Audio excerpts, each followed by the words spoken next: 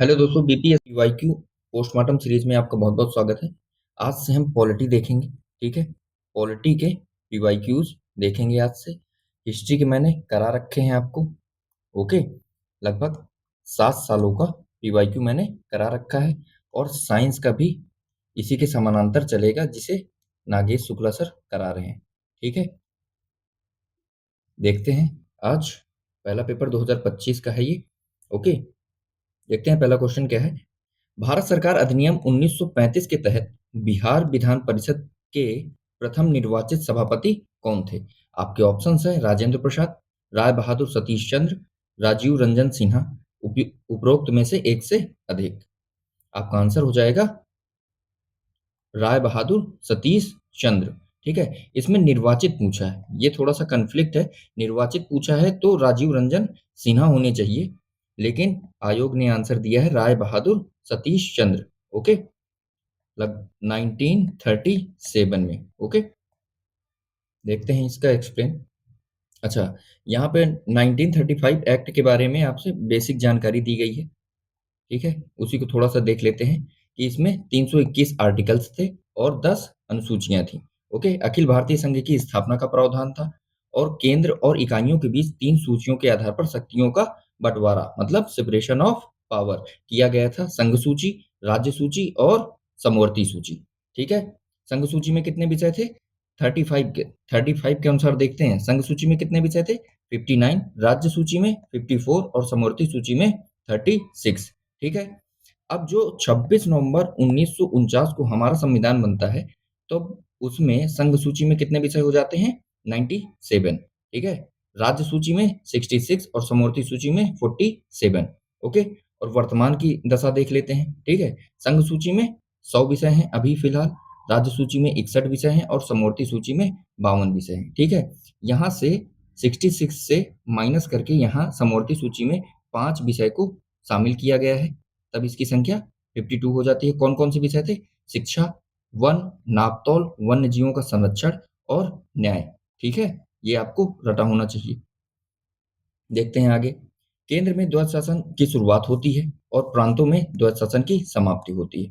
प्रांतों में द्वैध शासन कौन सा एक्ट? 1919 एक्ट। ओके, 1919 वाला। ठीक है, इसने 11 राज्यों में से 6 में द्विसदनीय व्यवस्था स्थापित की थी। ठीक है, कौन से 6 राज्य थे वो? बंगाल था, बॉम्बे था, मद्रास था, बिहार था, असम था और संयुक्त प्रांत, आज का यूपी। ओके, और वर्तमान में 6 ही राज्य हैं जिसमें द्विसदनीय व्यवस्था है। ओके, कौन कौन से हैं? यूपी है, बिहार है, महाराष्ट्र है, कर्नाटक है, तेलंगाना है, आंध्रा है। ओके, इसकी ट्रिक है तुम कब का मतलब तेलंगाना, यूपी और महाराष्ट्र, कर्नाटक और आंध्रा, बिहार। ओके, ये याद रखिएगा। ठीक है, इसमें एक फैक्ट और है, ये आपसे पूछा जा सकता है कि महालेखा परीक्षक की नियुक्ति भी इस आर्टिकल के तहत थी, सॉरी इस एक्ट के तहत थी। एक्ट कौन सा था? 1935। ओके, देखते हैं सेकंड क्वेश्चन। केंद्र और राज्य के मध्य विवादों का समाधान भारत के सर्वोच्च न्यायालय के किस क्षेत्राधिकार के अंतर्गत आता है? ठीक है, आपके ऑप्शंस है परामर्शी क्षेत्राधिकार, संवैधानिक क्षेत्राधिकार, प्रारंभिक क्षेत्राधिकार या अपीलीय क्षेत्राधिकार। इसका आंसर हो जाएगा प्रारंभिक क्षेत्राधिकार। ओके, आर्टिकल कौन सा है? 131। ओके, मूल क्षेत्राधिकार भी बोलते हैं।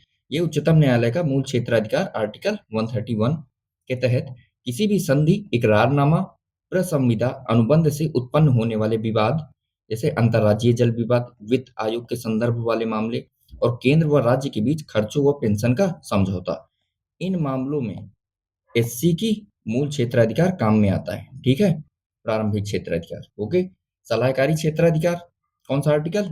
143। ठीक है, 143। ठीक है, सलाहकारी क्षेत्राधिकार के अंतर्गत सार्वजनिक महत्व के किसी मामले पर विधिक प्रश्न उठने पर, ठीक है, यह प्रेसिडेंट को सलाह देगा। कौन? माननीय उच्चतम न्यायालय। ओके, दूसरा, किसी पूर्व संवैधानिक संधि, समझौते जैसे मामले जिसे उच्चतम न्यायालय के मूल क्षेत्राधिकार से बाहर रखा गया है। ठीक है, इसके क्षेत्राधिकार से जिसे जिसे बाहर रखा गया है उस पर सलाह देने का अधिकार है 143 के तहत किसको? उच्चतम न्यायालय को। ओके, देखते हैं एनजैक राष्ट्रीय न्यायिक नियुक्ति आयोग कौन सा आर्टिकल? 126 ए। ओके, 125 आर्टिकल क्या कहता है? जजेज की सैलरी से संबंधित है ये। आर्टिकल 141 क्या कहता है? एससी द्वारा मतलब उच्चतम न्यायालय द्वारा घोषित कानून सभी न्यायालयों पर लागू होगा। ठीक है। और 129 कई बार पूछा गया है, एक अभिलेखीय न्यायालय के रूप में कौन कार्य करेगा? उच्चतम न्यायालय। ओके, उच्चतम न्यायालय। ठीक है, 129 के तहत एक अभिलेखीय न्यायालय के रूप में कार्य करेगा। देखते हैं थर्ड क्वेश्चन क्या कह रहा है। निम्नलिखित में से किस अधिनियम ने बिहार के एक सदनीय विधानमंडल को द्विसदनीय में बदल दिया? बिहार विधानसभा और बिहार विधान परिषद। ठीक है, बखूबी आपको आंसर इसका पता होगा। लेकिन चलते हैं, ऑप्शन ए है आपका भारत सरकार अधिनियम 1935, भारत सरकार अधिनियम 1919, भारत सरकार अधिनियम 1909 या इनमें से एक से अधिक। इसका आंसर हो जाएगा भारत सरकार अधिनियम 1935। ठीक है, ठीक है, देख लीजिएगा 1935 के बारे में मैंने यहाँ पे चर्चा कर दी। देखते हैं नेक्स्ट, भारतीय संविधान का कौन सा अनुच्छेद आपातकाल की घोषणा से संबंधित है? अनुच्छेद 356, 352, 365 या 360। आपका आंसर हो जाएगा 352, राष्ट्रीय आपातकाल। देखते हैं इमरजेंसी 352, युद्ध, बाह्य आक्रमण और सशस्त्र विद्रोह। ठीक है, ये 3 कंडीशन होंगी तभी प्रेसिडेंट मंत्रिपरिषद की सलाह से राष्ट्रीय आपातकाल की घोषणा करेगा। ठीक है, ये बहुत जरूरी है, मंत्रिपरिषद की सलाह से, ये याद रखिएगा। ठीक है, उसका विवेकीय अधिकार नहीं है इमरजेंसी लागू करना। ठीक है, और सशस्त्र विद्रोह जोड़ा गया है 44th कॉन्स्टिट्यूशन अमेंडमेंट एक्ट 1976 में। ठीक है, पहले क्या था? आंतरिक विघटन शब्द। ठीक है, शब्द क्या था? आंतरिक विघटन। इसके स्थान पर क्या आया है? सशस्त्र विद्रोह। ठीक है, राष्ट्रीय आपातकाल संपूर्ण देश या केवल किसी एक भाग पर लगाया जा सकता है। ठीक है, मंत्रिमंडल की लिखित सिफारिश पर न्यायिक समीक्षा होगी कि नहीं होगी? इसके निर्णय की, इसकी घोषणा की न्यायिक समीक्षा हो सकती है कि नहीं? ये कई बार पूछता है। जी, हो सकती है। ठीक है, और कौन सा केस था? Minerva mills case 1980। ठीक है, घोषणा के 1 महीने के अंतर ठीक है, 1 महीने के अंदर अनुमोदन होना आवश्यक है किसी भी सदन से। ठीक है, प्रस्ताव विशेष बहुमत से पारित होगा। ओके, और उस सदन के विशेष बहुमत से पारित होगा। कंडीशन क्या रहेगी? उस सदन के कुल सदस्यों का बहुमत और उस सदन में उपस्थित और तथा मतदान करने वाले सदस्यों का 2/3 बहुमत। ओके, विशेष बहुमत ये होता है। ठीक है, देखते हैं फंडामेंटल राइट में क्या प्रभाव पड़ेगा। राष्ट्रीय आपातकाल जब उद्घोषित होता है तब फंडामेंटल राइट में क्या प्रभाव पड़ता है? तो इसका जवाब देगा आर्टिकल 58। बहुत इंपॉर्टेंट है ये। आर्टिकल 19 के 6 मूल अधिकार स्वतः निलंबित हो जाएंगे इसके उद्घोषित होने के जस्ट बाद। ठीक है, यह स्वतः ही निलंबित हो जाएंगे। युद्ध और बाह्य आक्रमण के आधार पर, सशस्त्र विद्रोह के आधार पर नहीं। ओके, ये आपको याद रखना है। सशस्त्र विद्रोह के आधार पर ये स्वतः निलंबित नहीं होंगे, केवल युद्ध और बाह्य आक्रमण के आधार पर यह स्वतः निलंबित हो जाएंगे। ओके, और ये 44 कॉन्स्टिट्यूशन अमेंडमेंट एक्ट के तहत लागू किया गया है। ठीक है, 359 क्या कह रहा है? उन सभी मूलाधिकारों से संबंधित है जिनका राष्ट्रपति के आदेश द्वारा निलंबन हो जाता है। ओके, यह स्वतः लागू नहीं होते बल्कि राष्ट्रपति को शक्ति देता है कि वह मूल अधिकारों के निलंबन को लागू करे। मतलब प्रेसिडेंट के आदेश पर प्रेसिडेंट के आदेश पर मूल अधिकारों का निलंबन होगा। ओके, ये तो होंगे ही। आर्टिकल 19 तो स्वतः निलंबन हो जाएगा। बाकी जो फंडामेंटल राइट है वो 20 और 21, ये भी याद रखना है, 20 और 21 को छोड़कर बाकी जो बचे फंडामेंटल राइट हैं वो प्रेसिडेंट के विवेक पर निर्भर करता है। ओके, यही नोट लिखा है कि आर्टिकल 20 और 21 का निलंबन नहीं हो सकता। देखते हैं नेक्स्ट क्वेश्चन क्या कह रहा है। निम्न में से भारत में किस संविधान संशोधन ने एक राज्य में मुख्यमंत्री सहित मंत्रिपरिषद की अधिकतम संख्या निर्धारित की है? 81 CAA मतलब कॉन्स्टिट्यूशन अमेंडमेंट एक्ट, ओके। 91, 86 उपयुक्त में से किसी में संशोधन नहीं। इसका आंसर हो जाएगा 91 संविधान संशोधन, ठीक है। देखते हैं कुछ महत्वपूर्ण संविधान संशोधन है। पहला 100वां, ठीक है। 100वां क्या क्या है, किससे संबंधित है? 2015 में हुआ था भूभाग अधिग्रहण से, ठीक है। बांग्लादेश आपको याद रखना है, ओके। 101वां 2016, 101वां 2016, ठीक है। किससे संबंधित है? जीएसटी से। 102वां 2018 में होता है राष्ट्रीय पिछड़ा वर्ग आयोग को संवैधानिक दर्जा मिलता है, ठीक है। 103वां संविधान संशोधन 2019 में होता है और ये किससे संबंधित है? ईडब्ल्यूएस से, ठीक है। इकोनॉमिक वीकर सेक्शन, ओके, जिसमें 10% का रिजर्वेशन है, ठीक है। 104वां 2019 में ही होता है। इसमें लोकसभा और राज्य राज्य विधानसभा में एससी और एसटी के लिए सीटों का आरक्षण को 10 वर्ष की अवधि के लिए 2030 तक बढ़ाया गया था, ओके। 99वां संविधान संशोधन 2014 में होता है और किससे संबंधित था?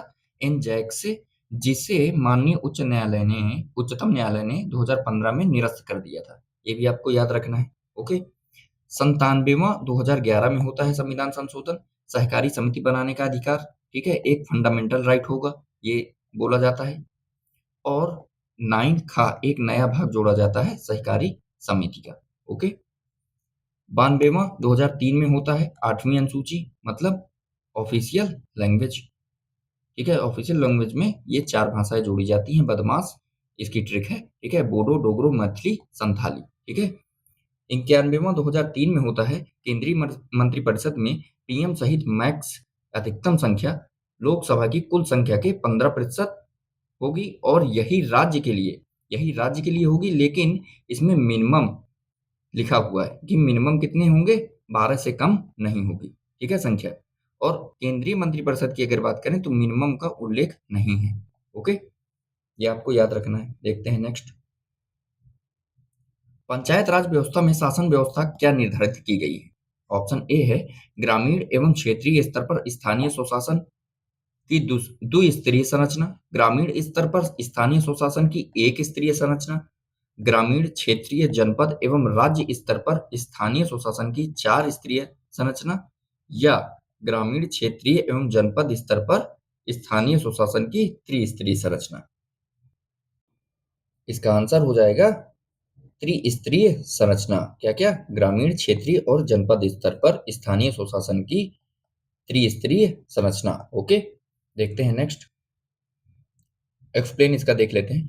पंचायती राज से संबंधित कुछ समितियां हैं जो बार बार एग्जाम में पूछी जाती हैं, यूपी पीसीएस में भी और बीपीएससी में भी, ठीक है। उन समितियों को देख लेते हैं एक बार। बलवंत राय मेहता समिति कब बनती है, कब गठित होती है? जनवरी 1957 में। त्रिस्तरीय संरचना की बात करती है, ग्राम, ब्लॉक और जिला, ओके। ग्राम, ब्लॉक और डिस्ट्रिक्ट, ओके। बलवंत राय मेहता समिति कब गठित होती है? जनवरी 1957। अशोक मेहता समिति दिसंबर 1977, ओके। ये तो स्त्री संरचना की बात करती है। जीवीके राव समिति 1985, ओके। जीवीके राव समिति के पहले प्रखंड स्तर पर, ये यूपी पीसीएस में पूछा गया है, प्रखंड स्तर पर दांतेवाला समिति का गठन होता है, ठीक है। किसके लिए? प्रखंड स्तर पर, ठीक है। दांतेवाला समिति का गठन होता है 1978 में। और जिला आयोजना पर हनुमंत राव समिति का गठन होता है 1984 में। अगर कभी क्रोनोलॉजी इसकी पूछ ले, दांतेवाला समिति और हनुमंत राय, तो ये क्रोनोलॉजी होगी इनकी। बलवंत राय मेहता, अशोक मेहता, देन दांतेवाला समिति, फिर हनुमंत राव और देन जीवीके राव समिति, ओके। फिर देखते हैं 1986 में एलएम सिंघवी समिति का गठन होता है और 1988 में थुंगन समिति का गठन होता है, ओके। और एक समिति देख लेते हैं, वीएन गाडगिल, ये अभी तक पूछी नहीं गई है। वीएन गाडगिल 1988 में इस समिति का गठन होता है पंचायती राज संस्थाओं को प्रभावकारी कैसे बनाया जाए इसके लिए। ओके, देखते हैं और कुछ आर्टिकल देख लेते हैं इससे संबंधित। 243 243 में पंचायत की डेफिनेशन दी गई है। 243 ए में ग्राम सभा का गठन, ओके, और 243 सी में पंचायतों का गठन, ठीक है। और 243 एफ में क्या है, सदस्यता अयोग्यता, ठीक है, पंचायतों की सदस्य अयोग्यता, ठीक है। 243 जी जी क्या कहता है, पंचायतों को शक्तियां और प्राधिकार प्रदान करता है। और 243 एच पंचायतों की करारोपण की शक्ति है, ये कई बार पूछा गया है एच, ओके। 243 एच। आई कई बार पूछा गया है, वित्त आयोग का गठन। और के पंचायतों का चुनाव। 243 आई, ठीक है, पंचायत के लिए है वित्त आयोग का गठन। और 243 वाई आई वाई ये नगर पालिकाओं के लिए है वित्त आयोग का गठन, ओके। ये आपको याद रखना है। देखते हैं नेक्स्ट क्वेश्चन क्या कह रहा है। इजी क्वेश्चन है, भारतीय संविधान की निम्न में से किस अनुसूची में दल विरोधी अधिनियम के प्रावधान रखे गए हैं। अनुसूचियां हैं आपकी ये 8वीं, 10वीं, द्वितीय और 5वीं अनुसूची, ये आपको बताना है। दल विरोधी अधिनियम 10वीं, द से 10वीं, द से दल विरोधी, ठीक है, ये याद रखना है। 8वीं अनुसूची ऑफिशियल लैंग्वेज, ओके। द्वितीय अनुसूची सैलरी है इसमें, ठीक है, वेतन भत्ता। और 5वीं अनुसूची याद रखना है, एटीएम स्क्वायर के बारे में बात करता है। एटीएम स्क्वायर मतलब असम, त्रिपुरा, त्रिपुरा, मिजोरम और मेघालय। इसमें मणि नहीं, ठीक है, मणिपुर नहीं, ओके, ये याद रखना है। देखते हैं anti defection law 52nd constitution amendment act के तहत 1985 में आता है। किन परिस्थितियों में सदस्यता रद्द हो सकती है, ये कई बार पूछा गया है और पूछ भी सकता है आपसे। या तो सदस्य स्वैच्छिक इस्तीफा दे दे, ठीक है, या व्हिप का उल्लंघन हो, मतलब सदस्य सदन में अपनी पार्टी के निर्देशों व्हिप के खिलाफ जाकर वोट करे या मतदान में उपस्थित रहे, या निर्दलीय उम्मीदवार कोई मतलब इंडिपेंडेंट जीता हुआ सदस्य चुनाव के बाद किसी राजनीतिक दल में शामिल हो जाए, तो यह इसकी सदस्यता का लोप हो जाएगा, रद्द हो जाएगी, ये आपको याद रखना है। 2003 में 91 कॉन्स्टिट्यूशन अमेंडमेंट एक्ट आता है। किसी पार्टी के कम से कम 2/3 विधायक या सांसद एक साथ टूटकर किसी दूसरी पार्टी में अगर शामिल होते हैं या नया दल बनाते हैं तो उनकी सदस्यता रद्द नहीं होगी।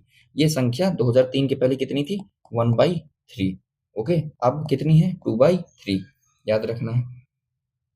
ये कई बार पूछा गया है, ठीक है। अंतिम निर्णय मीन्स सदस्यता की योग्यता अयोग्यता का अंतिम निर्णय कौन लेगा, लोकसभा स्पीकर या राज्यसभा का चेयरमैन, ओके। जुडिशियल रिव्यू इसके अंतिम निर्णय पे हो सकता है कि नहीं, जरूर हो सकता है, ओके। देखते हैं नेक्स्ट क्वेश्चन। भारतीय संविधान के किस अनुच्छेद के तहत वार्षिक वित्तीय विवरण बजट संसद के समक्ष प्रस्तुत किया जाना आवश्यक है। Article 112, article 111, article 114, article 113। इसका आंसर हो जाएगा 112, ओके। देखते हैं 111 क्या कहता है, संसद द्वारा पारित विधेयकों के संबंध में राष्ट्रपति की सहमति, मतलब प्रेसिडेंट या तो मंजूरी दे सकता है, रोक भी लगा सकता है और पुनर्विचार हेतु लौटा भी सकता है। ये किस आर्टिकल में है, आर्टिकल 111। 113 क्या कह रहा है, यह संसद में प्राक्कलनों एस्टीमेट के संबंध में प्रक्रिया को बताता है, ये भी आपको याद रखना है। 109 कई बार पूछा गया है। 109 में डेफिनीशन है किसकी, मनी बिल की, ठीक है, मनी बिल की डेफिनीशन है। कब माना जाएगा मनी बिल, तो जब उसमें टैक्स, बोरोविंग मतलब उधारी, संचित निधि या आकस्मिकता निधि या सरकारी खर्चा उसमें शामिल हो, ठीक है। और मनी बिल ये है कि नहीं, मतलब एक साधारण विधेयक मनी बिल है कि नहीं, इसका फैसला कौन करेगा, स्पीकर करेगा, ये भी आपको याद रखना है, ओके। आर्टिकल 110 110 क्या कहता है, special procedure for money bill, मतलब धन विधेयक के संबंध में विशेष प्रक्रिया का उल्लेख करता है। अगर डेफिनेशन पूछ ले तो आर्टिकल 109 है, और प्रोसीजर पूछ ले मनी बिल का तो आर्टिकल 110 है। देखते हैं नेक्स्ट।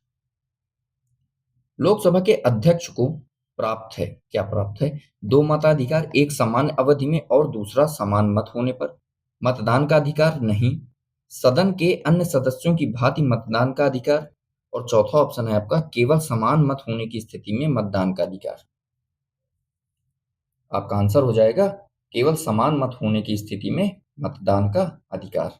ओके, ये आर्टिकल 101 में उल्लेख है इसका, ठीक है, कि लोकसभा अध्यक्ष केवल समान मत होने की स्थिति में मतदान का अधिकारी होगा। ठीक है, देखते हैं 108 और 118 4 में साधारण विधेयकों के गतिरोध होने पर राष्ट्रपति संयुक्त बैठक बुला सकता है। ये बुलाने का प्रावधान किया गया है किसमें? 108, और उसी से संबंधित है 118 4। 118 3 क्या कहता है? वरीयता क्रम, कि कौन अध्यक्षता करेगा किसकी? संयुक्त बैठक की। संयुक्त बैठक कौन बुलाता है? प्रेसिडेंट। ठीक है, उसका अध्यक्ष कौन रहता है? लोकसभा स्पीकर। ओके, अध्यक्षता कौन करता है? लोकसभा स्पीकर। अगर अध्यक्ष नहीं है, अगर अध्यक्ष अब्सेंट है तो कौन करेगा? उपाध्यक्ष करेगा। किसका? लोकसभा का। ठीक है, अगर उपाध्यक्ष भी नहीं है लोकसभा में तो कौन करेगा अध्यक्षता? राज्यसभा के उपसभापति। ओके, देखते हैं नेक्स्ट। निम्न में से कौन राष्ट्रपति के निर्वाचक मंडल के रूप में कार्य करता है लेकिन महाभियोग प्रक्रिया में भाग नहीं लेता? महाभियोग प्रक्रिया में भाग नहीं लेता। राज्यसभा, लोकसभा, राज्य विधानसभाएं, राज्य विधान परिषदें। भाग नहीं लेता पूछ रहा है, ठीक है, महाभियोग प्रक्रिया में, लेकिन निर्वाचन में भाग लेता है राष्ट्रपति। ठीक है, इसका आंसर हो जाएगा राज्य विधानसभाएं महाभियोग में भाग नहीं लेती। आइए देख लेते हैं। प्रेसिडेंट इलेक्शन कौन सा आर्टिकल है? आर्टिकल 54। और निर्वाचित सदस्यों की वोटिंग, दोनों सदनों के सदस्य और राज्य विधान सभाओं के, मतलब निर्वाचित सदस्य वोट करेंगे लोकसभा, राज्यसभा और राज्य विधानसभाओं के, ठीक है, इलेक्शन में प्रेसिडेंट के। आर्टिकल 61 इम्पीचमेंट महाभियोग है। ठीक है, दोनों सदनों के सदस्य भाग लेते हैं, निर्वाचित और नामांकित। ठीक है, इसमें राज्य विधानसभाओं के सदस्य भाग नहीं लेते हैं। ठीक है, और आर्टिकल 66 वाइस प्रेसिडेंट इलेक्शन के बारे में बात करता है, और इसमें दोनों सदनों के सदस्य भाग लेते हैं, निर्वाचित भी और नामांकित भी, मतलब इलेक्टेड भी और नॉमिनेटेड भी। ओके, इलेक्टेड भी और नॉमिनेटेड भी। देखते हैं नेक्स्ट, इसी के कुछ आर्टिकल हैं प्रेसिडेंट के। आर्टिकल 52 क्या कहता है? भारत संघ में एक राष्ट्रपति होगा। ओके, एक राष्ट्रपति होगा, आर्टिकल 52 कहता है। आर्टिकल 53 क्या कहता है? कि संघ की कार्यपालिका शक्ति राष्ट्रपति में निहित होंगी। आर्टिकल 55 क्या कहता है? चुनाव की पद्धति है। ठीक है, आर्टिकल 54 प्रेसिडेंट का इलेक्शन है, और आर्टिकल 55 में उसकी पद्धति है, प्रोसेस है। ठीक है, प्रोसीजर है। आर्टिकल 56 में कार्यकाल है राष्ट्रपति का। ठीक है, आर्टिकल 58 में प्रेसिडेंट की योग्यताएं, कि प्रेसिडेंट बनने के लिए क्या क्या योग्यता चाहिए। आर्टिकल 72 क्षमादान की शक्ति का प्रावधान है प्रेसिडेंट की। ठीक है, आर्टिकल 123 123 में ऑर्डिनेंस मीन्स अध्यादेश जारी करने की शक्ति है।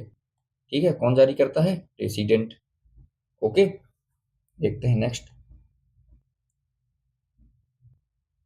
एक ब्रिटिश नागरिक जो कि भारत में रह रहा है किस अधिकार की मांग नहीं कर सकता? नहीं कर सकता। ओके, व्यापार और व्यवसाय की स्वतंत्रता, कानून के समक्ष समानता, जीवन और व्यक्तिक स्वतंत्रता का संरक्षण, और धार्मिक स्वतंत्रता। इसमें पूछ रहा है ब्रिटिश नागरिक। ओके, भारतीय नागरिक नहीं, ब्रिटिश नागरिक।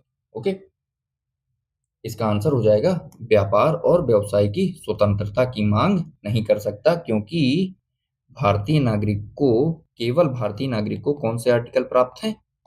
15, 16, 19, 29 एंड 30। ये रटे होने चाहिए आपको। ठीक है, कानून के समक्ष समानता, कौन सा आर्टिकल? आर्टिकल 14। जीवन और व्यक्तिगत स्वतंत्रता का संरक्षण, आर्टिकल 21 से संबंधित है। धार्मिक स्वतंत्रता, आर्टिकल 25 से संबंधित है। ओके, देखते हैं, यही है। ओके, देखते हैं। और इसका आंसर हो जाएगा क्या? मांग नहीं कर सकता, व्यापार और व्यवसाय की स्वतंत्रता की मांग नहीं कर सकता, क्योंकि यह है आर्टिकल 19(1)(g) से संबंधित है, ये भी याद रखिएगा। लोकसभा सदस्य, राज्यसभा सदस्य एवं राष्ट्रपति बनने के लिए न्यूनतम न्यूनतम मतलब मिनिमम एज क्या होनी चाहिए?